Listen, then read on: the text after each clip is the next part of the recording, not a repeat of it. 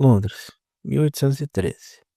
Uma cidade que se orgulha de suas luzes, mas que se sustenta em suas sombras.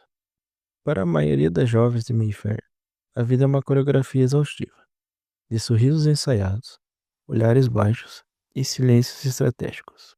Na mansão Cavendish, cada segundo é contado pelo pêndulo de um relógio de ouro que parece martelar sobre a minha cabeça. Casamento, dever, linhagem, fim. Eu sou Lady Catarina. Para o mundo, um troféu de porcelana. Para o meu pai, uma aliança política. Mas, por dentro, eu sou um incêndio que ninguém se deu o trabalho de notar.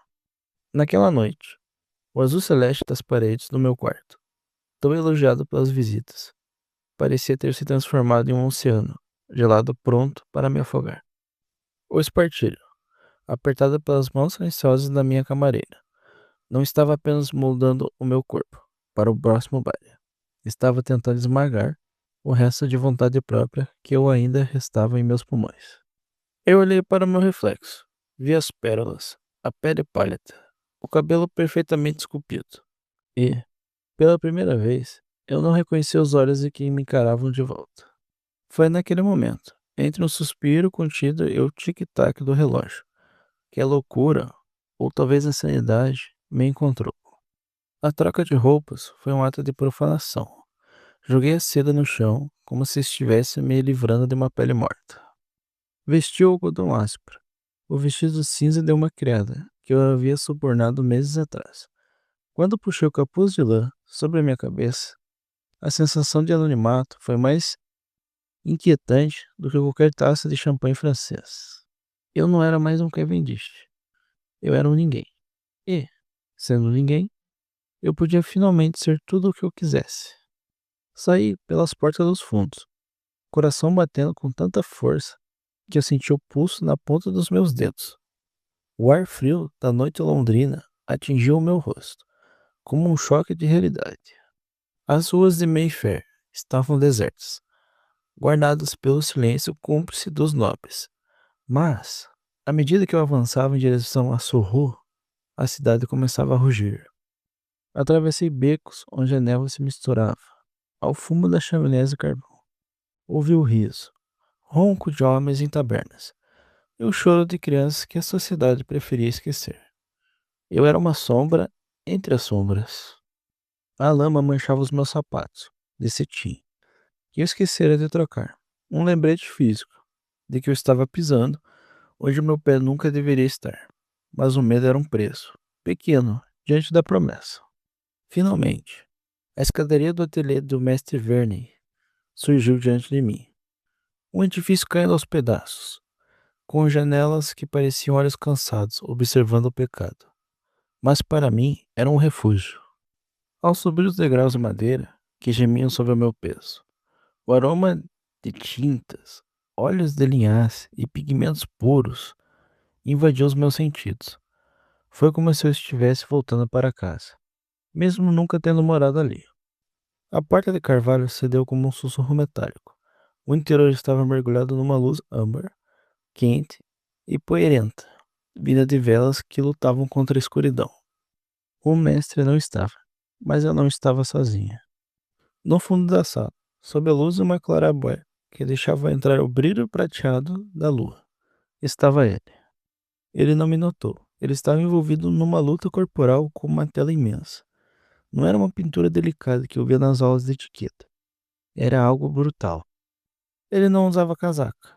Vestia uma camisa de linho branco com as mangas enroladas até os cotovelos, revelando antebraços fortes, cobertos por uma fina camada de suor e manchas de grafite.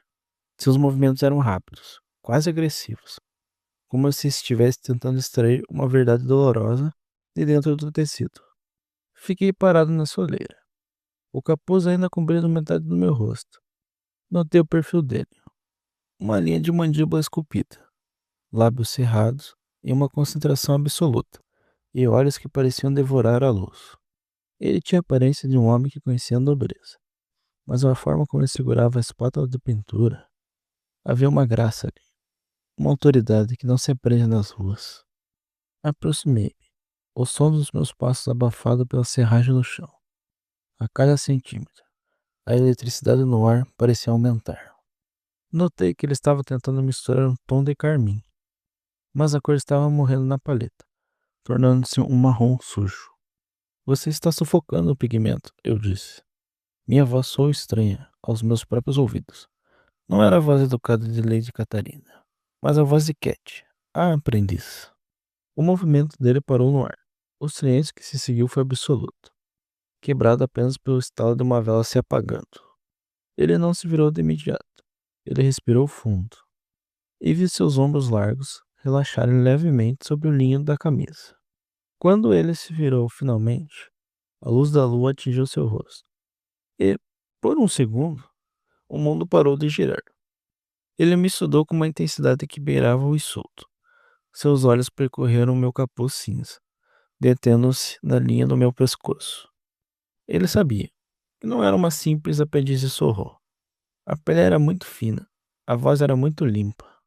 E a pequena sombra tem uma opinião sobre a técnica? Ele perguntou.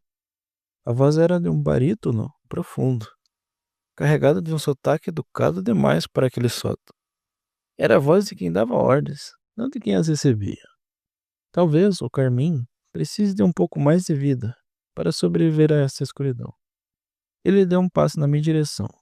O espaço entre nós encolheu, até que eu pudesse sentir o calor que emanava de seu corpo.